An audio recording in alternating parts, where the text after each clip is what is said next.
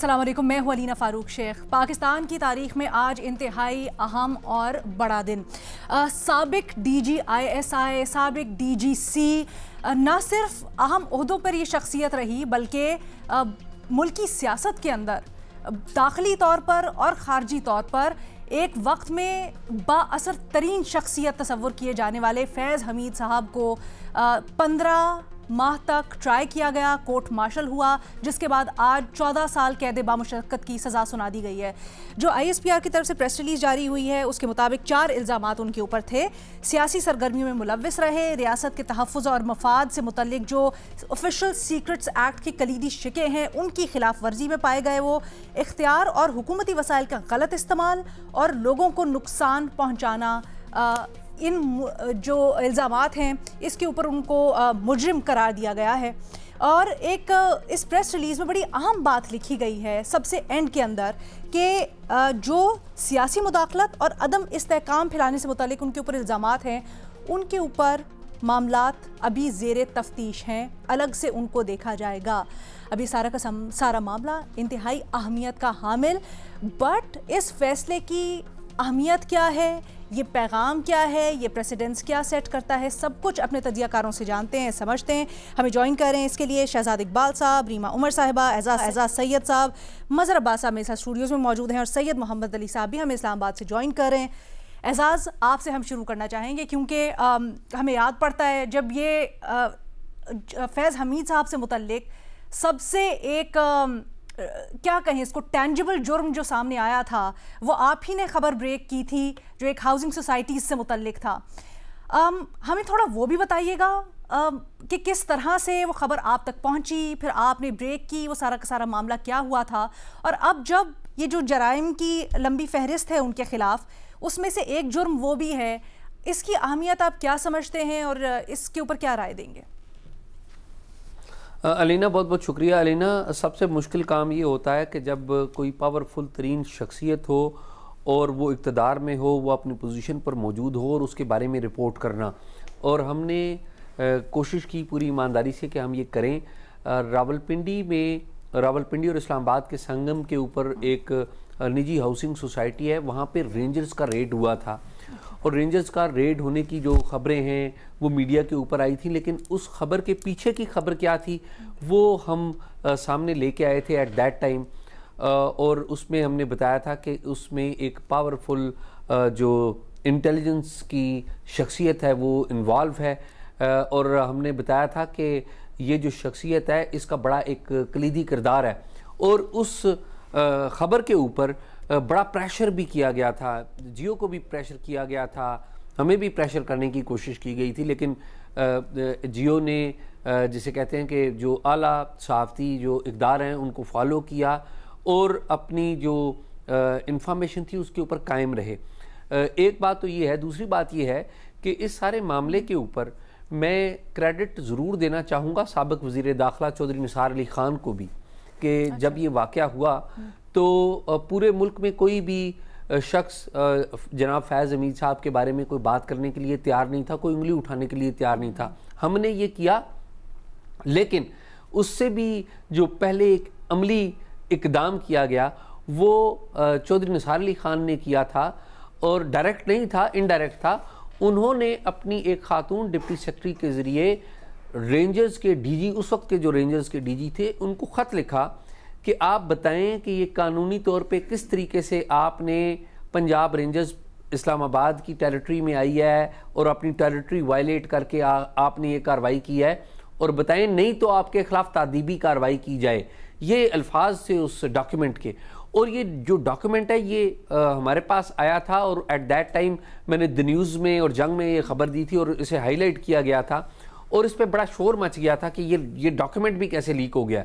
तो उस पर चौधरी निसार साहब को भी गुस्सा आ गया और उन्होंने उस वक्त के चंद जो ऑफिसर्स हैं उनको सस्पेंड भी कर दिया था। लेकिन असल में चौधरी निसार अली ख़ान जो जिस चीज़ को सामने लेके आना चाह रहे थे वो यही लेके आना चाह रहे थे कि इस सारे मामले के पीछे कौन है, और मेरे ख्याल में इनडायरेक्टली चौधरी निसार अली ख़ान को पता चल चुका था कि इसमें ये एक ज़मीन का मामला है, और अनफॉर्चुनेटली उस वक्त की आला तरीन इंटेलिजेंस की जो शख्सियत थी वो इन्वॉल्व थी और वो ये चाहती थी कि ये जो ज़मीन है उस हाउसिंग सोसाइटी की उनके भाई के नाम पे कर दी जाए।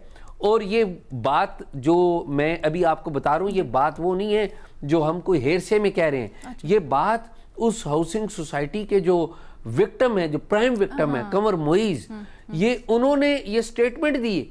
और फिर कंवर मुईज और उनकी फैमिली के ऊपर जो गुजरा, अगेन वो सबसे बड़े विक्टिम थे, वो नाकाबिले बयान है। उनकी फैमिली के एक बुजुर्ग जो थे वो वफात पा गए क्योंकि उनको पकड़ के गिरफ्तार करके उनको टार्चर किया गया था। कंवर मुईज को टार्चर किया गया था, उनकी फैमिली को टार्चर किया गया था, उनके घर से नकदी, सोना और कीमती जो लाइसेंस्ड असला था वो उठा कर ले गए थे। फिर उनका आप देखिए जुल्म क्या था कि एक शख्स जिसकी ज़मीन के ऊपर किसी ताकतवर शख्सियत की नज़र है, उसने इनकार कर दिया कि मैं नहीं देता। उसके जवाब में उस शख्स का ताल्लुक दहशतगर्दी से जोड़ दिया गया। उन दिनों एमक्यूएम अरूज पे थी, एमक्यूएम निशाने पर थी उन दिनों, और एमक्यूएम के ऊपर जो मर्जी आप इल्ज़ाम लगा देते तो उसका निशाना जोड़ दिया गया, उसका जो ताल्लुक जोड़ दिया गया कि ये एमक्यूएम के दहशत गर्दों को, ये अल्फाज टीवी चैनल्स पर चलाए गए एक बंदे के हुक्म पर कि ये जो कंवर मुईज है ये उनको माली मावनत फराहम किया करता था। तो ये बड़ी एक अनफॉर्चुनेट स्टोरी है। इसमें जो ताकत का इस्तेमाल किया गया वो एक बड़ी अफसोसनाक था। वो तमाम लोग जो इस सारे मामले में थे, उनमें से जो मरकजी किरदार है या मरकजी जिनके ऊपर इल्ज़ाम आया, उसको आज सज़ा मिली है। लेकिन एट द सेम टाइम मैं ये भी कहूँगा कि जिन जिन लोगों ने उनके अहकामात पर अमल दरामद किया वो अकेले नहीं थे। वो आज जो हैं वो सहाफ़त में भी बैठे हुए हैं, जो टीवी चैनल्स के ऊपर जो चाहे उस वक्त वो जो कहते थे चला देते थे, सहाफ़त में भी बैठे हुए हैं, आज भी वो हीरो बन रहे हैं और अनफॉर्चुनेटली और मुख्तलिफ जगहों पर इंतज़ामिया में भी मौजूद हैं। तो मेरे ख्याल में उनकी तरफ भी कानून किसी ना किसी वक्त ज़रूर जाएगा। अच्छा सर, ये भी बताइएगा, ये इल्ज़ामात की जो डिटेल्स हैं वो उस तरह से हमारे सामने नहीं आई अभी प्रेस रिलीज़ में। प्रोसीजर क्या होता है? तफसीली फ़ैसला क्या पब्लिक किया जाता है? एक्सपेक्टेशन रखनी चाहिए कि आएगा हमारे सामने या नहीं?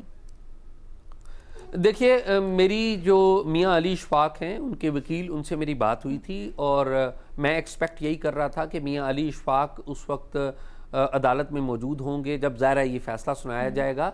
तो उन्होंने बताया कि वो अदालत में मौजूद नहीं थे, ना ही फैमिली का कोई मेंबर अदालत में मौजूद था, ना ही उन्हें किसी किस्म की इंटीमेशन थी।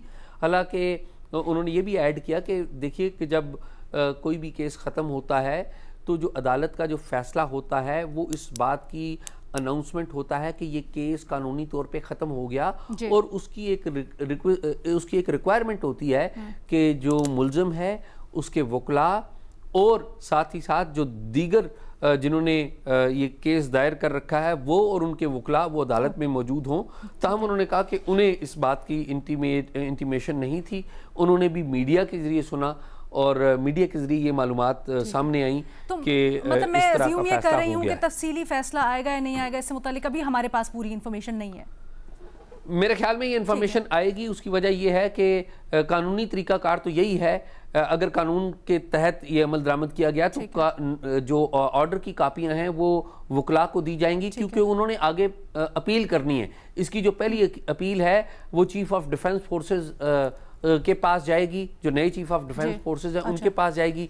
अगर वो इस अपील को नहीं रिजेक्ट कर देते हैं तो फिर आला अदालतों में अपील जाएगी तो वो फैसला करेंगे। ठीक है जी।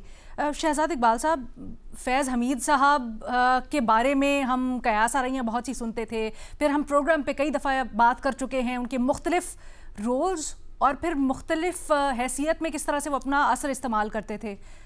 एक वक्त में वो कहते हैं ना तोती बोलता था उनका, लेकिन आज जब ये सज़ा सामने आई है तो इसकी अहमियत क्या समझें हम? क्या सिर्फ सिंबॉलिक है या उससे बढ़कर कुछ?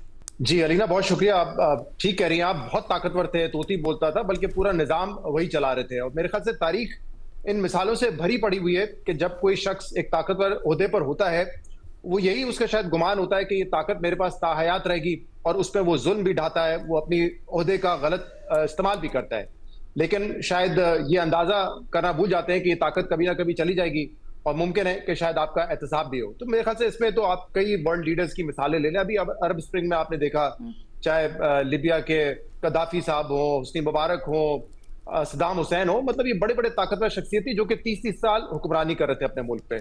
लेकिन आखिर में आपने देखा कि जब जवाल आता है तो वो किस तरीके का जवाल होता है।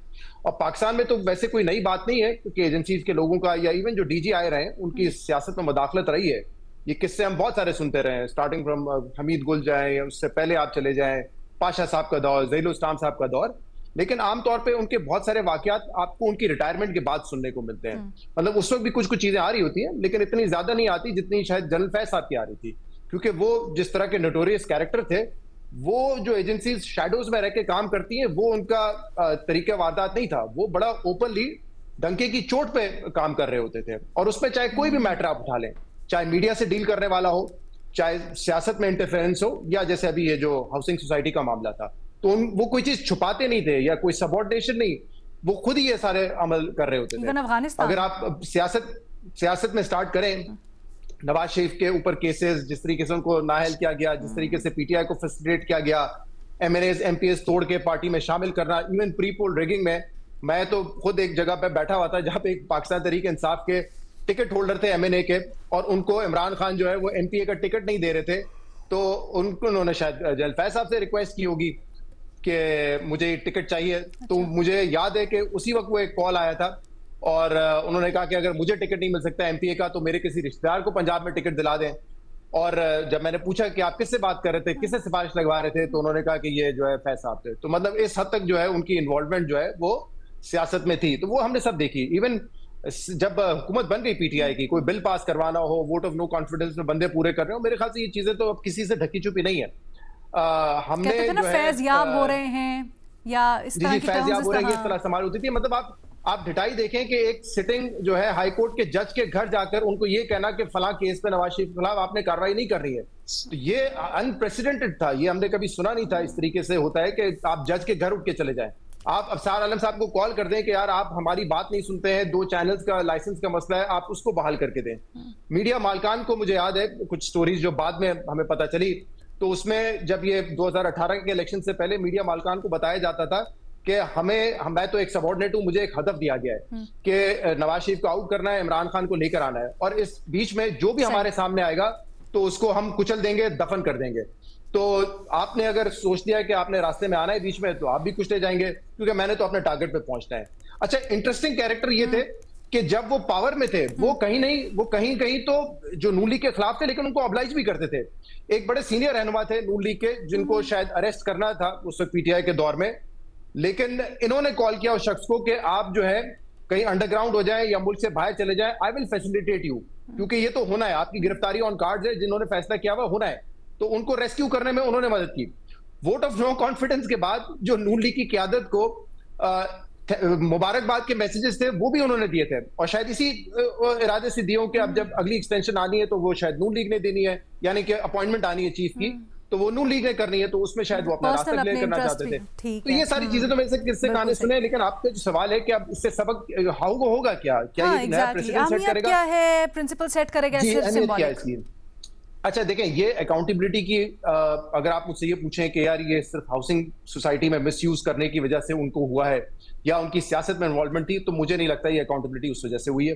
देखें, अभी जब एजाज साहब को पता है, और hats off to those people जब ये पावर में थे और उस वक्त उनके खिलाफ स्टोरीज कर रहे थे, अफसार आलम साहब ने आवाज उठाई, एजाज साहब ने आवाज उठाई। 2017 में एजाज साहब को पता था, चौधरी निसार को पता था, तो क्या इदारे को नहीं पता था कि वो क्या कर रहे हैं? लेकिन फिर भी वो DGC से DGI प्रमोट हुए, वो फिर कोर कमांडर भी बने। तो देखें, अगर एहतसाब इतना स्ट्रांग होता है तो फिर शायद वो इतने बड़े ओहदों पर फाइज ना होते, ना ही जो उनकी पॉलिटिकल एक्टिविटीज जो मैंने आपको गिनवाई है या मीडिया से जो उन्होंने हाई हैंडेडनेस रखी, उसके हवाले से उनकी अकाउंटेबिलिटी आज हुई है। अगर ये होनी होती तो शायद हम इसमें देखते, जो चार्जेस आपने बताए उसमें जो सियासत में इंटरफेरेंस है उनकी पोस्ट रिटायरमेंट है, वो प्री रिटायरमेंट नहीं है। अपने ओहदे पे रहते हुए जो उन्होंने काम किया उसमें एक ही केस है, ये हाउसिंग सोसाइटी वाला, जो मैंने कहा 2017 का था, लेकिन वो केस बना जाके 2023 में 6 साल बाद जाकर। तो ये जो उनके खिलाफ एहतसाब इस वक्त हुआ है, इसकी एक वजह यह है कि जो मौजूदा आर्मी के क्यादत है, उनके खिलाफ उन्होंने एक साजिश करने की कोशिश की जिसमें वो नाकाम हुए। हेंस आज उनके खिलाफ उस किस्म का ट्रायल हुआ है जो कि माजी में हमने नहीं देखा कि किसी DGI के खिलाफ ऐसा हुआ हो। इंटरफेरेंसेस तो बहुत रही होंगी, लेकिन उनके खिलाफ इस तरह का एहतसाब नहीं हुआ, तो क्योंकि ये एक साजिश में हिस्सेदार थे इस मौजूदा फौजी क्यादत के खिलाफ, लिहाजा उनका आपने ये मुकदमा चलते हुए देखा जो कि कंक्लूजन तक पहुंचा है। सही है। अच्छा रीमा, आपकी इसके ऊपर क्या राय है? गो कि हमारे पास कानूनी तौर पर इतनी डिटेल्स तो नहीं हैं, लेकिन ये भी थोड़ा सा वाजे कीजिएगा, क्या ये सज़ा 14 साल ही होगी या फिर ये जिस तरह होता है रात दिन मिलाकर 7 साल, और फिर इसकी अहमियत क्या है? क्योंकि बहुत सारे लोग ये कह रहे थे कि उनको सज़ाए मौत हो सकती है और उसकी अपनी इम्प्लिकेशंस, बट ये इंतहाई सज़ा है, और what do you make of it? जी शुक्रिया लीना। सबसे अहम बात है कि एक रिटायर्ड फौजी ऑफिसर हैं और उनका कोर्ट मार्शल हुआ है। तो मेरे लिए तो सबसे पहला सवाल होता है कि क्या आर्मी एक्ट के तहत जुरिस्डिक्शन किन ऑफेंसेस पे बनती है कोर्ट्स मार्शल की। तो उसमें अगेन हमारे पास इंफॉर्मेशन क्योंकि स्पेसिफिक्स पे इतनी ज़्यादा नहीं है। आइडियली तो इस स्टेटमेंट में होना चाहिए था कि इस प्रोविजन के तहत इतनी सज़ा हुई है, इस प्रोविजन के तहत इतनी हुई है, लेकिन वो हमें नहीं बताया गया, सिर्फ एक डिस्क्रिप्शन है, वो भी वेग है। तो मैं आपको बता दूं कि जो आर्मी एक्ट है वो सर्विंग ऑफिसर्स के लिए होता है। तो जो कोर्ट मार्शल प्रोसीडिंग्स होती हैं वो सर्विंग ऑफिसर्स के लिए होती हैं। हम इसमें 2 एक्सेप्शंस हैं। पहली है पोस्ट रिटायरमेंट ऑफेंसेस। इसमें से कई ऑफेंसेस जो हैं वो 2023 में डाले गए, जिसमें पॉलिटिकल एक्टिविटी डाला गया, डेफेमेशन डाला गया और मजीद इस तरह के ऑफेंसेस डाले गए। तो ये पोस्ट रिटायरमेंट है, ये एक एक्सेप्शनल सेट ऑफ ऑफेंसेस हैं जो फौजी अदालत आपको ट्राई कर सकती है आपकी जब रिटायरमेंट है उसके बाद भी। तो इसमें हमें नजर आता है कि कुछ इस तरह के ऑफेंसेस हैं पोस्ट रिटायरमेंट जिनके लिए उन्हें सजा हुई है। दूसरे वो ऑफेंसेस हैं कि अगर आप रिटायर होते हैं 6 महीने बाद तक आपको ट्राई किया जा सकता है। लेकिन इसमें हमें नजर आता है कि retirement if I am not mistaken दिसंबर 2022 में थी फैज हमीद की, लेकिन उनका जो ट्रायल है वो पूरा प्रोसेस शुरू हुआ 6 महीने के कई महीने बाद, राइट, 2024 में शुरू हुआ। तो अगेन आप पूरे जो आर्मी एक्ट के ऑफेंसेस हैं उनको आपको पढ़ने की जरूरत नहीं है क्योंकि वो अप्लाई नहीं होते अगर 6 महीने से ज्यादा गुजर जाते हैं आपकी रिटायरमेंट को। तो वो कौन से ऑफेंसेस हैं जो बच जाते हैं? आर्मी एक्ट में वाजे तौर पे लिखा है कि ये जो एक्सेप्शन है, लिमिटेशन पीरियड है 6 महीने का, ये कुछ ऑफेंसेस पे अप्लाई नहीं करता। पहला है ऑफेंसेस रिलेटेड टू प्रॉपर्टी। सो वो वाजे तौर पे नजर आता है कि एक वो ऑफेंस है जिसके लिए उनको कन्विक्शन हुई होगी। दूसरा है म्यूटिनी, अटेम्प्ट टू म्यूटिनी अगर आपने की हो, बगावत पे। लेकिन ये एक इम्पॉर्टेंट चीज है कि ये जब आप सर्विस में हैं, हाजिर सर्विस हैं, ये ऑफेंसेस उनका जो कॉन्डक्ट है ये तब का होना चाहिए।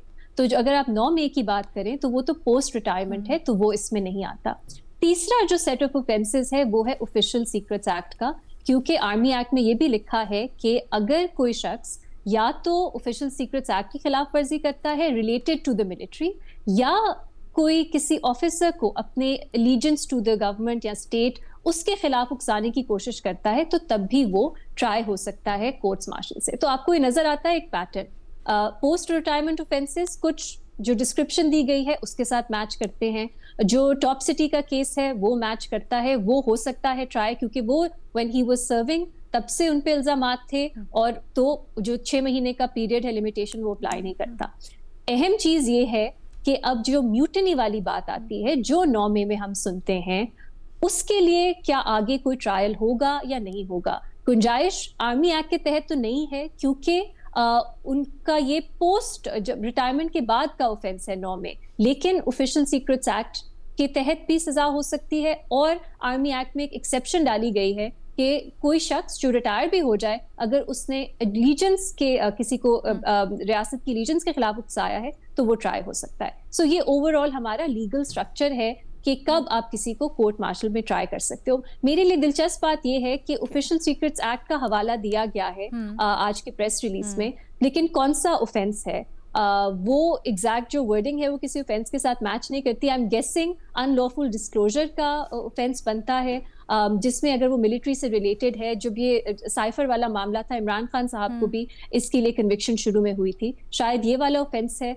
लेकिन अगेन मेरे लिए सवाल ये है कि क्लैरिटी हमें प्रेस स्टेटमेंट में नहीं मिलती, जो बहुत सी स्पेकुलेशन को जन्म देती है। अभी शहजाद साहब ने बात की बहुत से ऐसे अनलॉफुल कॉन्डक्ट की जो जनरल फैज हमीद ने किया, लेकिन उसकी कोई हमें इक्विवेलेंट नजर नहीं आती प्रोविजन जिनके लिए उनको कन्विक्शन हुई है। तो मेरा ख्याल है ये एक बहुत इंपॉर्टेंट चीज है। बहुत सा आज तबसरा हो रहा है, फैज हमीद के गुनाहों की पूरी फहरिस्त है, लोग गिनवा रहे हैं, लेकिन अगर आप उसको मैच करें जिस वजह पे उनको, जिस रीजन पे, जिस प्रोविजन पे उनको सजा हुई है, वो मैच नहीं करते। तो मेरे लिए ये एक कंसर्न की बात है, क्योंकि जो जस्टिस का तकाजा होता है मेरी नजर में, उसमें क्लैरिटी होना बहुत जरूरी है कि किस चीज के लिए सजा हुई है। आपने एजाज से सवाल पूछा कि जजमेंट आएगी क्या नहीं, अगेन ये डिस्क्रेशनरी होता है। कोर्ट्स मार्शल में जजमेंट पब्लिक होना मैंडेटरी नहीं है, जो आपकी नॉर्मल एक क्रिमिनल जस्टिस सिस्टम होता है उसमें है। अक्सर मैंने कुछ ऐसे केसेस भी देखे हैं जिसमें बस एक दो लाइनों में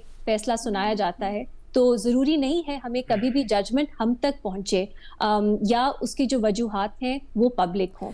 एक दूसरी चीज मैं करना चाहूंगी इम्पैक्ट की, वो ये अलीना, क्यों किसी को सजा होती है। उसके एक तो रेट्रिब्यूशन है कि अगर आपने कुछ गलत किया है आपको सजा होनी चाहिए, तो इसमें हमें नजर आता है उन्होंने कुछ गलत किया, उन्हें सजा हो। लेकिन जस्टिस के 2-3 और भी मेरा ख्याल है ऑब्जेक्टिव्स हैं। पहला है डेटरेंस। अब डेटरेंस किसको होगी इस फैसले के बाद? मेरी नजर में उस शख्स को होगी जो इनफरादी तौर पे एडवेंचर करने की कोई कोशिश करे। अगर उसको इंस्टीट्यूशनल सपोर्ट है तो उसके लिए कोई डेटरेंस नहीं है, ना ही इंस्टीट्यूशन को डेटरेंस है। दूसरा है ट्रूथ, कि हमें मालूम हो कि, और ये सिटीजन्स की बात है कि क्या होता है। Truth is a very important part of justice. इसलिए मुझे मिलिट्री के जो ट्रायल है उससे मुझे एक सीक्रेसी से एक कंसर्न आता है कि वो ट्रूथ हमें नहीं मिलती। तो अभी हम स्पेक्युलेट कर सकते हैं, लेकिन एग्जैक्टली क्या है, किस जुर्म की सजा है, वो हम तक ट्रूथ भी नहीं पहुंची। तो मेरा ख्याल है रेट्रिब्यूशन की हद तक इम्पोर्टेंट है, इंडिविजुअल डेटरेंस एडवेंचरिज्म की हद तक है, लेकिन ना ट्रूथ है इसमें, ना एक जनरल तौर पे डेटरेंस है कि आप इस तरह के जुराइम करेंगे तो आपको सजा मिलेगी। रीमा, जो भी आप बात कर रही थी, पूछना चाह रहा हूं जी शहजाद, पहले आप पूछिए। अगर रीमा साहबा या इसके बाद मोहम्मद अली साहब जवाब दें, क्योंकि ये भी बात बताया जा रहा है कि उनको रिटायर्ड तस्वुर नहीं किया जाएगा, उनको रीइंस्टेट करके फिर उनका कोर्ट्स मार्शल होगा। ये क्या मामला है? मुझे इसका नहीं पता कि क्या रीइंस्टेट करके, क्योंकि आर्मी एक्ट में तो वाज़ेह तौर पे लिखा है कि रिटायरमेंट के बाद 6 महीने तक आपका कोर्ट मार्शल हो सकता है while you're serving उन offenses के लिए, लेकिन कुछ एक्सेप्शंस हैं, उसमें 6 महीने के बाद भी हो सकता है। अच्छा, क्या यही वजह है कि ये जो एंड में बिल्कुल अलग से किया गया है कि जो उनकी पॉलिटिकल एजिटेशन या बाकी पॉलिटिकल मामलात थे पॉलिटिकल एलिमेंट्स के साथ, उसको अभी उसको बाइफरकेट किया गया है? नहीं, मेरा नहीं ख्याल ये इसलिए अलीना 2-3 चीजें और हैं अगर आप इनको इकट्ठा देखें। जो प्रेस स्टेटमेंट्स पहले भी फैज हमीद के ट्रायल पे ISPR की तरफ से आई हैं, उसमें पहली 1 या 2 प्रेस स्टेटमेंट्स में तो इस चीज का जिक्र ही नहीं था 9 में या उससे जुड़े ऑफेंसेस का। जो तीसरी आई थी मेरा ख्याल है उसमें था कि ये तो जुराइम है, इस पे इन्वेस्टिगेशन चल रही है, लेकिन 9 मई के मामलात भी कंसिडर हो रहे हैं। इस पे भी वही उस तरह का हमें पैटर्न नजर आता है। स्पेसिफिक्स ऊपर है, नीचे लिखा है यहाँ, लेकिन इसके ऊपर भी जो है वो मामलात इन्वेस्टिगेशन चल रही है, ये अलग मामला है। और जो DJ ISPR की प्रेस कॉन्फ्रेंस थी कुछ दिन पहले, किसी ने, एक जर्नलिस्ट ने उनसे सवाल किया कि आप तनकीद करते हैं सिविलियन कोर्ट्स पे कि वहाँ बहुत वक्त लग जाता है, फैसला नहीं सुनाया जाता।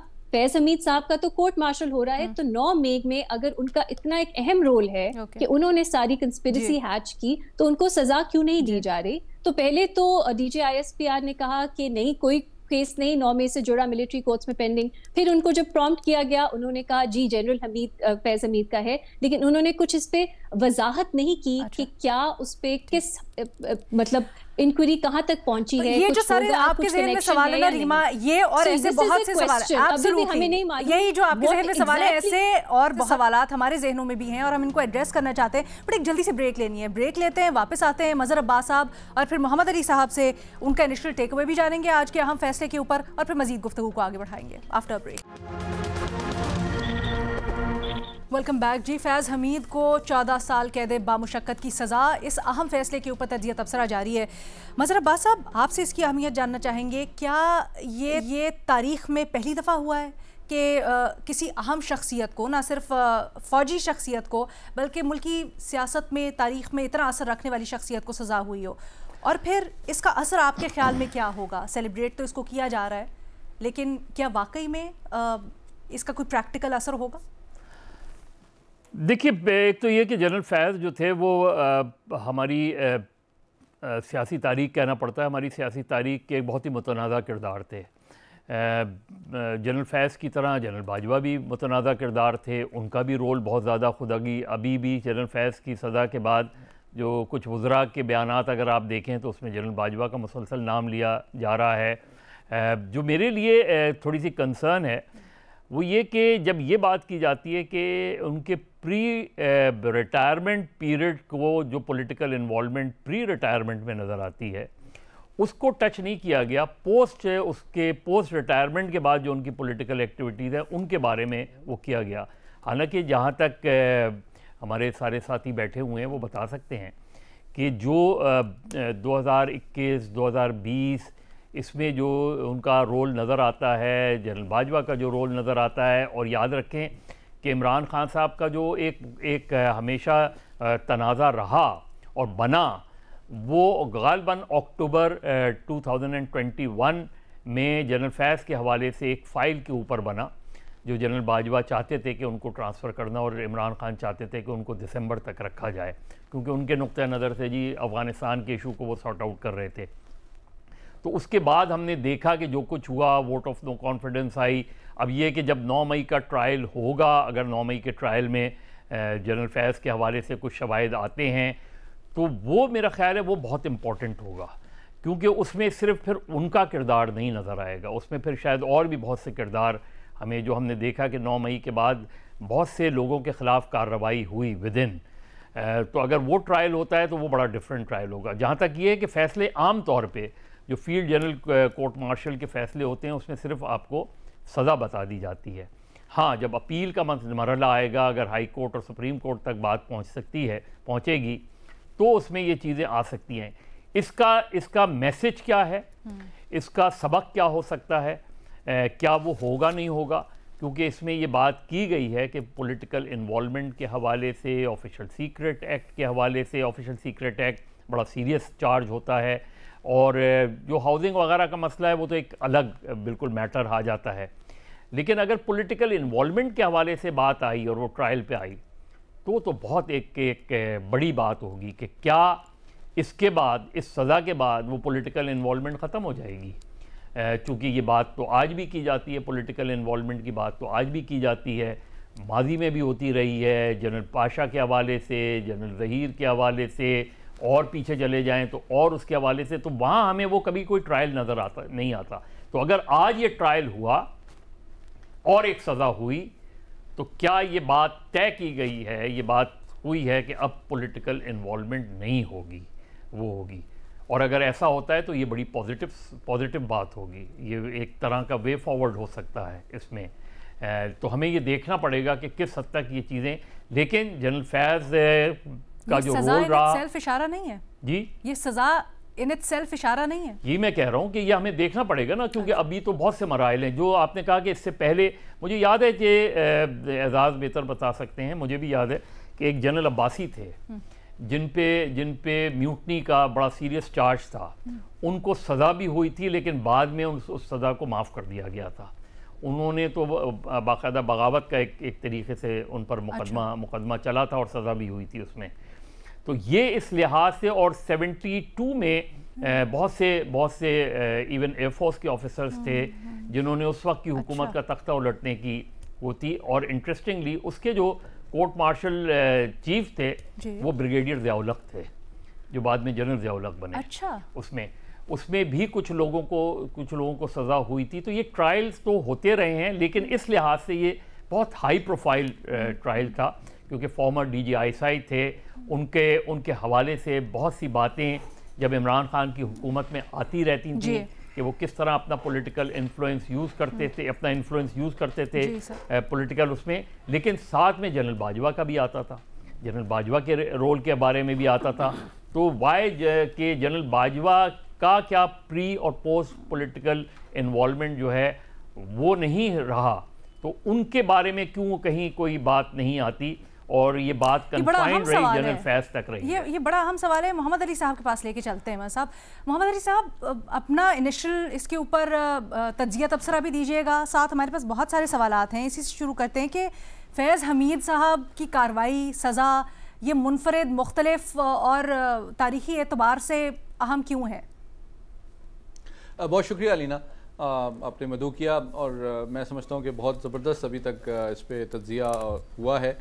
मैं 2-3 चीज़ें पहले क्लैरिफाई करना चाहता हूँ। अच्छा। मैं समझता हूँ कि सबसे बड़ा सबक तो एक तारीख़ के तालिब इल्म की हैसियत से यही है कि कुर्सी और जो पावर होती है वो परमानेंट नहीं होती, तो इसको मोरली और केयरफुली इस्तेमाल करना चाहिए क्योंकि उसके कॉन्सिक्वेंसेस फिर आपको फेस करने पड़ते हैं। और जिस तरह कहा गया कि डेफिनेटली इसमें कोई शक नहीं है कि एक वक्त में अगर समझा जाए कि ताकतवर तो नहीं लेकिन सबसे ज़्यादा असर व रसूख रखने वाली शख्सियत आज से तकरीबन 4-5 साल पहले जनरल फैज़ हमीद थे, तो इसमें कोई शक नहीं है।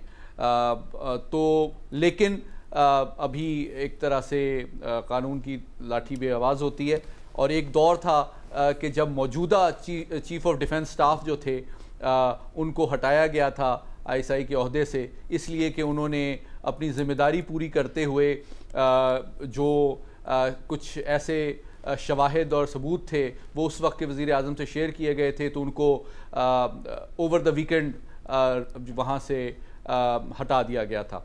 आज वो चीफ ऑफ डिफेंस फोर्सेस हैं, तो तारीख़ जो है वो बेरहम भी है और मैं समझता हूँ बड़े उसमें सबक हैं हम सब के लिए।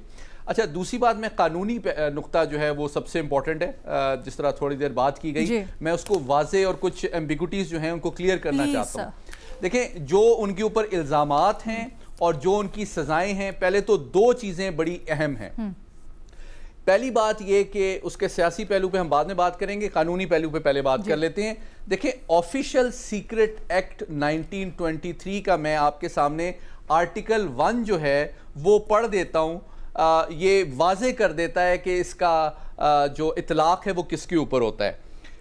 आर्टिकल 1 सेक्शन 2 ये कहता है, it extends to the whole of Pakistan and applies to all the citizens of Pakistan and persons in the service of government wherever they may be।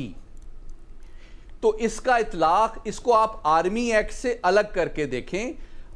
जो ऑफिशियल सीक्रेट एक्ट जो है उससे मुराद या उसका इतलाक या उसका निफाज सिर्फ इंटेलिजेंस ऑफिसर या फौजी अफसरान पर नहीं होता, बल्कि हर उस पाकिस्तानी शहरी पर होता है जिसके पास कोई भी रियासत का कोई ओहदा, कोई इंफॉर्मेशन या ऐसा रिसोर्स उसके पास हो जिसके हवाले से उस पे ये जिम्मेदारी कानूनी तौर पे आयद की जाए कि वो उसको रियासत के हुक्म और कानून के मुताबिक ही सिर्फ इस्तेमाल करने की इजाज़त रखता है। अच्छा, इसका कॉन्टेक्स्ट ये है अलीना कि ऑफिशियल सीक्रेट एक्ट के मुताबिक न सिर्फ फौजी सर्विंग रिटायर्ड बल्कि सिविलियन भी ऐसे हसास इदारों में जो काम करते आला अफसरान हैं उनके ऊपर भी इसका इतलाक होता रहा है और उनको सजाए मौत तक इस पे दी जाती रही है। ठीक है, ये पहले तो मैं फैक्ट आपके सामने रख रहा हूं। दूसरी बात कि इसमें 2 पहलू हैं। जो सबसे इंपॉर्टेंट वर्ड जो मैं वाजे करना चाहता हूं वो इस प्रेस रिलीज में ये है, वो है मिस यूज ऑफ अथॉरिटी। जी, misuse of authority retirement के बाद तो नहीं हो सकता ना अलीना भाई। मिस यूज ऑफ ऑफिस तो उसी वक्त होगा जब आप ऑफिस में होंगे और आपने वर्दी पहनी हुई है और आपने रैंक पहना हुआ है और आप किसी अहम कुर्सी पर फाइज हैं, तो तभी आप ऑफिस को मिस यूज कर रहे हैं ना। कोई रिटायर्ड आदमी, अभी जनरल बाजवा तो कोई मिसयूज नहीं कर सकते ना। जब वो सर्विस में हैं ओहदे पे और किसी अहम इदारे की सरबराही पे या जगह पे फाइज हैं और उस ओहदे और कुर्सी के बिना पे उनके पास कुछ ऐसी हसास इंफॉर्मेशन है जिसको वो अपने जाती फायदे में या किसी के खिलाफ इस्तेमाल करने का एक्सेस रखते हैं। तो पहला पहलू तो ये वाजे करना जरूरी है कि चूंकि प्रेस रिलीज में ये लिखा हुआ है कि मिस यूज ऑफ अथॉरिटी, तो वो डेफिनेटली उन इल्जामात की रिकॉग्निशन में है जो कि उन्होंने as a serving lieutenant general उन्होंने अपने ऑफिस को मिसयूज किया है। बिल्कुल वाजे कर दूं इसको। दूसरा पहलू यह है जो ऑफिशियल सीक्रेट एक्ट का इनेकाद है, सॉरी उसका जो इतलाक है, वो फौजी अफसरान, इंटेलिजेंस अफसरान या हसास इदारों में जो सिविलियन भी काम करते हैं उनके ऊपर रिटायरमेंट के बाद भी होता है। अच्छा। और उसकी वजह यह है और उसकी लॉजिक और मंतक यह है कि भाई उनको अपने ऑफिस में या सर्विस के दौरान ऐसी हसास मालूमात हासिल होती हैं जो रिटायरमेंट के बाद भी हसास रहती हैं और उनसे तवक्को की जाती है कि वो मुल्क के कौमी सलामती के मफाद में उसको किसी गैर मुतल्लिका शख्स से शेयर ना करें या पर्सनल मफाद में या किसी को हार्म करने के लिए इस्तेमाल ना करें। तो यूं लगता है कि ये ऑफिशियल सीक्रेट का जो इतलाक है ये ड्यूरिंग सर्विस के साथ साथ उन्होंने जो अपनी रिटायरमेंट के बाद या DGISI के ओहदे से ट्रांसफर आउट या पोस्ट आउट होने के बाद भी कुछ सियासी मामलात पे असरअंदाज होने के लिए किया है, उसके एतराफ और शवाहिद और सबूत के सामने आने के बाद ऑफिशियल सीक्रेट एक्ट को अप्लाई किया गया है। इसलिए यह बात वाज़ेह करना अलीना जरूरी है कि official secret act army act से मुख्तलिफ है और उसका इतलाक एक बंदे की रिटायरमेंट के बाद भी होता है और कुछ चीजों का इतलाक उसकी पूरी जिंदगी पे रहता है। वो सिविलियन कैटेगरी में कंसिडर होता है जब वो रिटायर हो जाता है, जब वर्दी उतार लेता है, लेकिन जो हसास मालूमात या इतलाक उसके पास होती है वो अनऑथराइज्ड बंदे के साथ वो शेयर करने की इजाजत नहीं रखता। दूसरी बात ये है कि इसमें मैसेज बहुत इंपॉर्टेंट 3 लोगों के लिए। देखें, पीटीआई की जो हिकमत अमली रही है एस्टेब्लिशमेंट पे दबाव डालने की, उसकी वो 3 प्रोंग स्ट्रेटजी है। एक उसका एक्सटर्नल प्रोंग है, बैनुनी आलमी सतह से पाकिस्तान पे दबाव डालना। दूसरा ये है कि सोशल मीडिया और रैलीज के जरिए से सियासी डोमेन में। और तीसरा ये है कि वो रिटायर्ड फौजी अफसरान जो कि हमदर्दी रखते हैं या कुछ ख्वाहिशात रखते हैं फ्यूचर में खान साहब के दोबारा पावर में आने के हवाले से, उनके लिए बड़ा अहम पैगाम है कि जनाब अगर आपके कुछ तवक्कुआत हैं, ख्वाहिशात हैं और आप कोई ताउन कर रहे हैं तो आपके लिए बड़ा क्लियर, जिस तरह रीमा ने बिल्कुल सही वर्ड इस्तेमाल किया, डिटरेंस का, उनके लिए एक डिटरेंस का पैगाम है कि आप जो है रिटायर हो गए हैं, लेकिन अगर फौज के खिलाफ आप किसी सियासी सरगर्मी में या सियासी जमात में इस अंदाज में शरीक होते हैं कि आप इस्तेमाल होते हैं फौज पे दबाव डालने के लिए या उसकी क़यादत पर दबाव डालने के लिए, तो ये चीज अब एक्सेप्टेबल नहीं है। ठीक है, अच्छा 2-4 सवाल आते, बट रीमा पहले कुछ कहना चाहती थी। रीमा। अलीना, इमरान खान साहब का भी ट्रायल ऑफिशियल सीक्रेट्स एक्ट के तहत हुआ था साइफर केस में। मेरा ख्याल है जो डिस्टिंक्शन ड्रॉ करने की ज़रूरत है कि यहाँ पे कोर्ट मार्शल हो रहा है और उसके लिए जो जुरिस्डिक्शन बनती है वो आर्मी एक्ट से निकलती है। तो ऑफिशियल सीक्रेट्स एक्ट मुख्तलिफ है, लेकिन जुरिस्डिक्शन कोर्ट मार्शल की आर्मी एक्ट से निकलती है, जो कहता है कि ऐसे लोग जो वैसे सर्विंग ऑफिसर्स नहीं हैं, लेकिन अगर ऑफिशियल सीक्रेट्स एक्ट की उन्होंने खिलाफ वर्जी की है जो मिलिट्री से जुड़ी है, तो फिर उनका कोर्ट मार्शल हो सकता है। मेरा ख्याल है ये है जो क्लैरिफिकेशन मैं देना चाह रही थी जुरिस्डिक्शन के हवाले से। मोहम्मद अली साहब की इंटरप्रिटेशन मुख्तलिफ है जरा। नहीं, उनकी भी आई थिंक यही होगी। इसमें कोर्ट मार्शल की बात है ना, क्योंकि सीक्रेट एक्ट जो है, इंटरजेक्ट प्लीज मोहम्मद अली साहब। जी, ऑफिशियल सीक्रेट एक्ट का जिस तरह मैंने पहले वाजे किया, इतलाक रिटायर्ड अफसरान पे भी होता है और सिविलियन पे भी होता है। उसके लिए कोई पाबंदी नहीं है कि वो सिर्फ उसका फौज से ताल्लुक हो या ना हो। इसलिए ऑफिशियल सीक्रेट एक्ट को या उसकी जो कमिटमेंट्स है ओथ ऑफ ऑफिस के एतबार से, वो इस केस में फील्ड जनरल कोर्ट मार्शल भी करने का इख्तियार रखता है। अलीना, वो जुरिस्डिक्शन आपको आर्मी एक्ट के तहत आती है, आप आर्मी एक्ट पढ़ लें, उसमें आता है कि ऑफिशियल सीक्रेट्स एक्ट की खिलाफ वर्जी, लेकिन उसके अंदर उन्होंने क्लैरिफाई कर दिया कि जो डिफेंस या मिलिट्री से जुड़े ऑफेंसेस हैं ऑफिशियल सीक्रेट्स एक्ट में, उसका जो ट्रायल है वो कोर्ट मार्शल कर सकता है। दूसरी बात जो मजहर साहब कह रहे थे कि जो हाजिर सर्विस थे जब वो, तो उसमें जो उनकी इन्वॉल्वमेंट थी पॉलिटिक्स की, ये एक प्रॉब्लम आ जाती है। मैं नियत की बात नहीं करी, शायद चाहते हो ना चाहते हो मुझे नहीं मालूम, लेकिन आर्मी एक्ट के तहत आपका कोर्ट मार्शल जो है रिटायरमेंट के 6 महीने बाद बहुत से ऑफेंसेस के लिए नहीं हो सकता, जुरिस्डिक्शन ही नहीं है कोर्ट मार्शल की।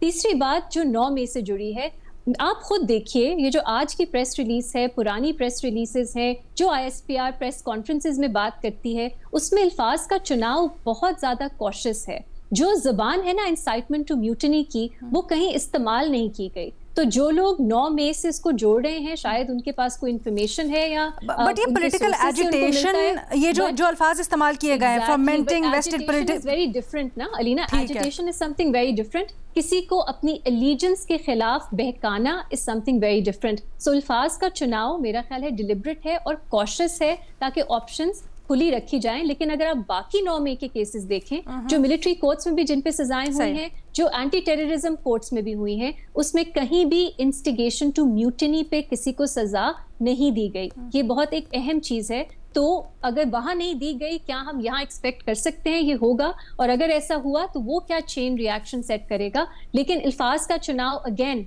बहुत केयरफुल है। बट फैज हमीद का केस मुख्तलिफ नहीं है, क्योंकि अगर एक क्या आपको लगता नहीं कि फैज हमीद का केस मुख्तलिफ होगा इन द सेंस कि वो एक ऐसी हसास पोजीशन पे थे जहां से वो अपना असर भी इस्तेमाल कर सकते थे? बाकी जो 9 मई के केसेस हैं वो थोड़े मुख्तलिफ हैं, वो तो अब बैटिंग में आ जाएंगे ना, या फिर खुद से इनिशिएट करने? ये जरूरी नहीं है अलीना, क्योंकि पीनल कोड में भी इस तरह के ऑफेंसेस मौजूद हैं। जरूरी नहीं है आप सर्विस में हो। टाइम बिल्कुल खत्म हो गया, मुझे बार-बार कहा जा रहा है क्लोज करने के लिए। बस मोहम्मद अली साहब, आप कुछ ऐड करना चाह रहे हैं? मैं सिर्फ ये कह रहा था, मेरे ख्याल में मिसयूज ऑफ अथॉरिटी वाली जो बात है, उसका ताल्लुक गालिबन जो है वो हाउसिंग वाला इशू जो है उससे है। जी, बाकी जो चीजें हैं, मैंने अगेन ये कहा कि जो क्या इसका सबक होना क्या चाहिए, सबक मुझे नहीं पता कि जिसके भी जहन में हो, एक सबक तो ये होना चाहिए कि आप मिसयूज़ ऑफ अथॉरिटी किसी भी तरीके से नहीं होनी चाहिए। दूसरा ये कि पॉलिटिकल इन्वॉल्वमेंट नहीं होना चाहिए, क्योंकि आपका कोड इसकी इजाज़त नहीं देता। तो क्या ये चीज़ें इम्प्लीमेंट होंगी? और तीसरा ये कि अक्रॉस द बोर्ड अकाउंटेबिलिटी की एक बुनियाद रखी जा सकती है, इसकी बुनियाद पे क्या ऐसा होगा, ये हमें देखना है। ये बड़ा अहम सवाल है। जाते जाते मोहम्मद अली साहब, क्योंकि इसमें सर हमारे पास टाइम बिल्कुल जैसे खत्म हो गया। अभी रीमा ओमर साहब ने भी कहा कि इनफरादी हैसियत में अगर कोई कुछ करेगा, या जैसे फैज साहब ने किया, तो उस पर जो है इन्होंने चार्ज किया है उनको और सजा हुई है। इससे पहले के जितने भी हमने पॉलिटिकल वाकयात जो मैंने भी गिनाए, उसमें ऑब्वियसली वो इनसबऑर्डिनेशन थे ना, वो खुद तो नहीं कर रहे थे। अगर डीजीसी थे तो कोई डीजीआई भी था, डीजीआई थे तो कोई आर्मी चीफ भी था उस वक्त। तो अगर उस पर सजा होती तो फिर वो उनको इनफरादी तौर पे नहीं हो सकती थी। अच्छा, ये बहुत सारे सवालात हैं जो हमारे जहनों में हैं। जैसे आपके मोहम्मद अली साहब से इसी चीज़ के ऊपर क्लैरिटी लेना चाह रही हूँ। मोहम्मद अली साहब, नॉर्मल प्रोसीजर क्या वाकई में ये डिस्क्रेशन होती है कोर्ट की कि वो तफसीली फैसला जारी करे ना करें, या फिर जब हमें पता है कि ये जा सकती है जजमेंट उसके लिए अपील के लिए सुप्रीम कोर्ट में, तो कहीं ना कहीं हो जाती है पब्लिक किसी स्टेज के ऊपर? नहीं आता। जी बिल्कुल, इसका मुख्तसर जवाब ये है कि डेफिनेटली उस केस की नौयत पर डिपेंड करता है कि अगर उसमें जो फील्ड जनरल कोर्ट मार्शल ये समझते हैं कि उसमें ऐसी हसास इंफॉर्मेशन इन्वॉल्व है जिसको पब्लिक करने से नेशनल सिक्योरिटी पे या हसास मामलात पे असर पड़ सकता है, तो वो शायद उसके वो पहलू जो हैं बड़ी गहराई से इन मामलात को देखते हैं। आपकी राय क्या है? आना चाहिए, नहीं आना चाहिए? लेकिन एक जुमला अलीना, एक जुमला, लेकिन इसमें सबसे इंपॉर्टेंट बात ये है कि अपील का हक जो है वो मौजूद है जनरल फैज हमीद के पास, हायर जो सिविलियन कोर्ट्स हैं, और फिर वो इस बात का फैसला करेंगे कि क्या क्या मामलात जो हैं, अगर ये उनके खिलाफ अपील में जाते हैं, कि उनमें से कौन सी चीज पब्लिक में डिस्क्लोज की जाएगी और कौन सी नेशनल सिक्योरिटी इंटरेस्ट में पब्लिक में नहीं की जाएगी। ले लें, लीगल क्लैरिफिकेशन ले लें। That is not true, that is not true. अच्छा,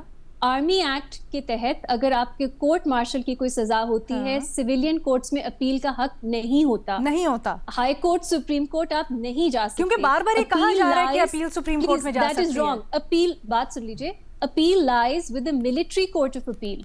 ओके, उसके बाद आप जा सकते हैं चीफ ऑफ आर्मी स्टाफ के पास। Civilian courts can not hear an appeal from military courts. आप सिविलियन कोर्ट्स को अप्रोच कर सकते हैं, पिटिशन आप कर सकते हैं। 3-4 ग्राउंड्स होते हैं उसके। पहला कि फौजी अदालत के पास जुरिस्डिक्शन नहीं थी, दूसरा कोरम नॉन जुडिस, और तीसरा कि मैलिफाइडे या बदनीयती पे आपके खिलाफ केस चला गया। That's it. इसलिए अगर आप देखें इस तरह की जो petitions, writ petitions high court, supreme court के पास जाती है, उनके पास तफसीली फैसला नहीं होता। So this is an important distinction between the two systems. तो जा सकते हैं और गए हैं। नहीं मजहर साहब, आर्मी एक्ट में साफ लिखा है देयर इज नो अपील, बल्कि जो फौजी अदालतों के केसेस थे इसमें जी मोहम्मद अली साहब। अलीना मैं ऐसे केसेस से वाकिफ हूं जिसमें कई जनरल ऑफिसर्स को सजा मिली है और वो अपील के लिए सिविलियन कोर्ट में गए हैं।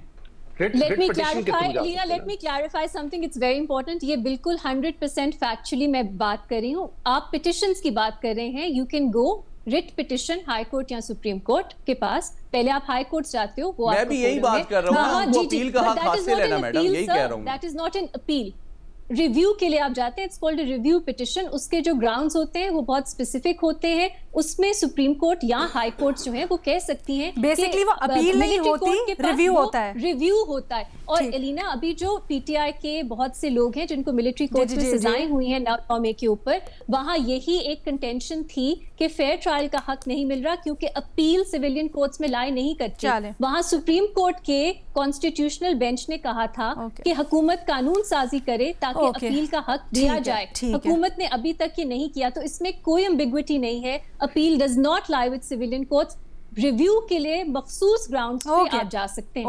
ओके जाते जाते एक छोटी सी चीज, बिल्कुल टाइम खत्म हो गया, मुझे बार बार कहा जा रहा है, मोहम्मद अली साहब बाकी सारे चार्जेस से ये जो मैं एग्जैक्ट वर्डिंग्स पढ़ देती हूँ बिकॉज इसका भी तर्जुमा आप हमें ही करके देंगे कि fomenting vested political agitation and instability in cohorts with political elements and in certain other matters is separately being dealt with. Sir इसका जरा हमें इसका जी मैं एक जुमले में बताइएगा और इसको अलग क्यों किया गया ये भी बता दीजिएगा। जी बिल्कुल, इसको वाजे करना, इसलिए इसका मतलब, इसके दो मतलब हैं। इसका मतलब ये है कि उन्होंने जो अपने असर व रसूख के ज़रिए से कुछ सियासी मफादात को आगे बढ़ाने के लिए या सियासी माहौल में तब्दीली लाने के लिए जो अपना रोल प्ले किया है, उसको ये जो टॉप सिटी केस है या जो मिस यूज़ ऑफ ऑफिस है उससे अलहदगी से इन्वेस्टिगेट किया जा रहा है और उस पर अभी फैसला आना और सज़ा का दिया जाना बाकी है। सवाल बहुत ज़्यादा है, हम समझने की कोशिश कर रहे हैं सारी की सारी सूरत हाल को और इसकी अहमियत को। ऑब्वियसली इसके जो मजीद इम्प्लीकेशंस आने वाले दिनों में भी हम डिस्कस करेंगे, बट अभी वक्त की कमी की वजह से इतना ही। अल्लाह हाफ़िज़।